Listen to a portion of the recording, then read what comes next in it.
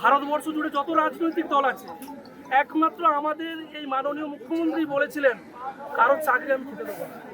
এর বাইরে প্রত্যেকটা দল যখন দেখেছে গণতান্ত্রিক পদ্ধতিতে এই জনপ্রিয় সরকারের ক্ষমতাচ্যুত করতে পারবে না, তাই কিছু মানুষের রাজনৈতিক ষড়যন্ত্র করে কিছু মানুষকে চাকরিচ্যুত করে তাদের লাশের উপর দিয়ে রাজনৈতিক পালাবদল ঘটাতে চলেছে। ঠিক যেমন করে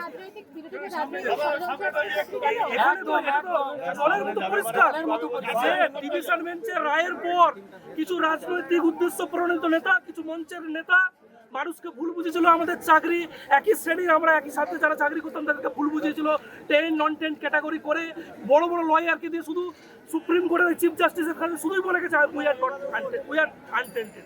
এখনো সময় আছে, অন্যান্য রাজনৈতিক নেতাদের দ্বারা প্রভাবিত হবেন না, অন্য কোনো মঞ্চের নেতার দ্বারা প্রভাবিত হবেন না, কোনো ঘোষবাবুর কথা শুনবেন না।